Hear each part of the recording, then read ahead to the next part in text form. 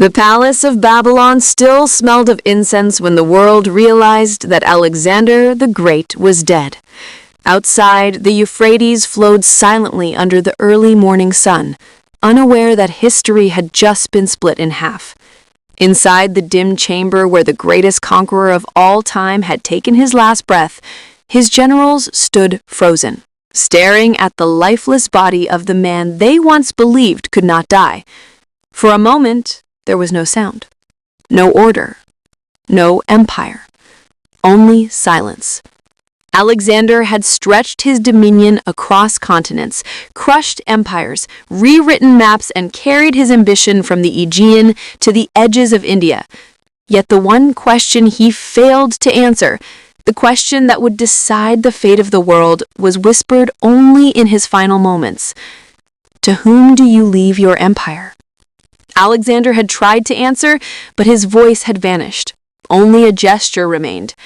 A single hand pointing toward his generals, to the strongest. Those words would become a curse.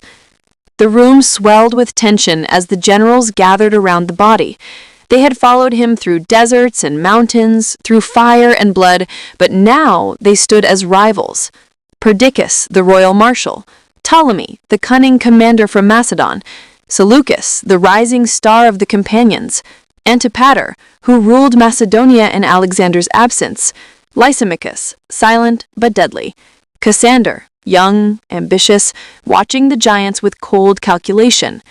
Alexander's empire, once united by his will, was beginning to fracture like shattered glass.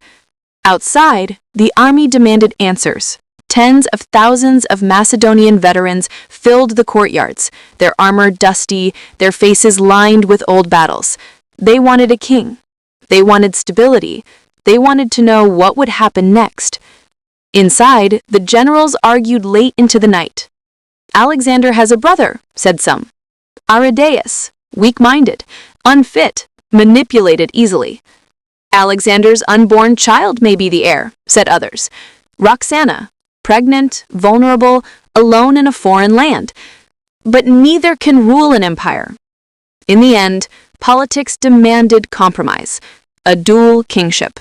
Aridaeus, renamed Philip III, and Alexander's unborn son, Alexander IV, would rule together, guided by a regent.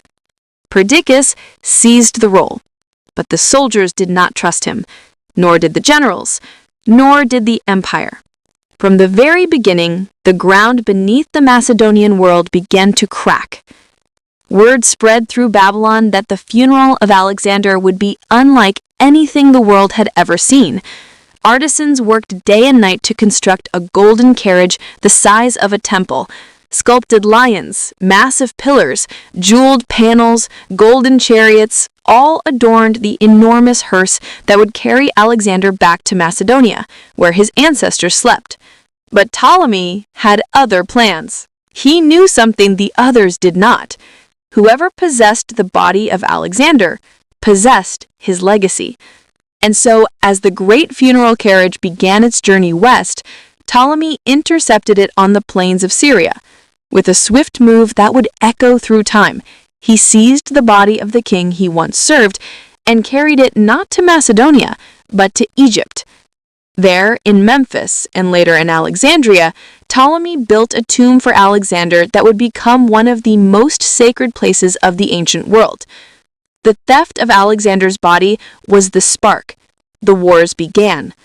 Perdiccas was outraged. He mobilized his armies to crush Ptolemy, claiming to defend Alexander's rightful heirs.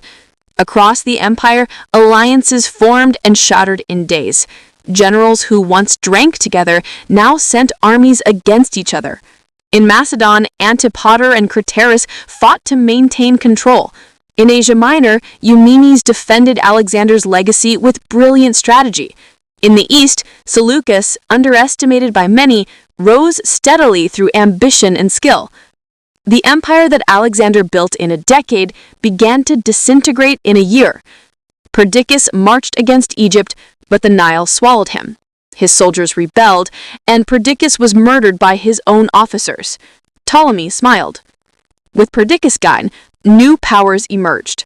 Antigonus Monophthalmus, the one-eyed, seized control of Asia. He declared himself the torchbearer of Alexander's destiny, pushing the borders of his rule with iron ambition.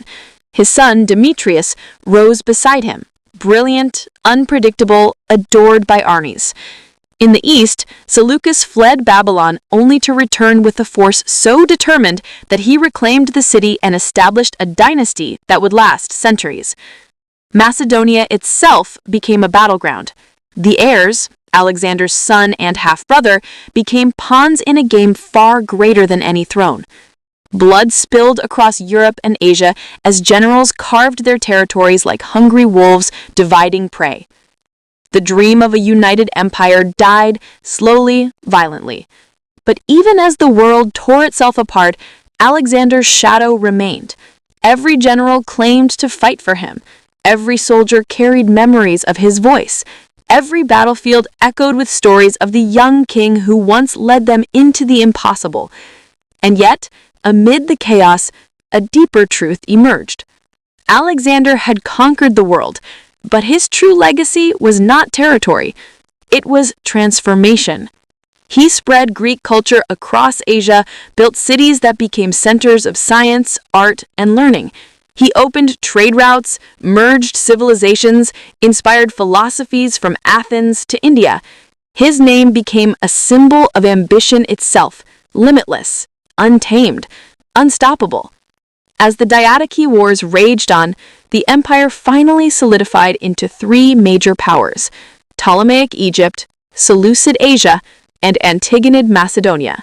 Kingdoms forged in blood, yet shaped by Alexander's ghost. And though the Diadochi killed each other for pieces of his empire, none ever surpassed him. Not in vision, not in bravery, not in legend.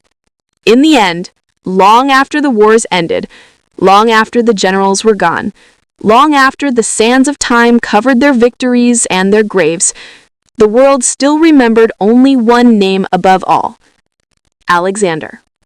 The man who marched beyond the maps, the man who united continents through sheer will, the man whose death set the world on fire, the man whose legacy refused to die.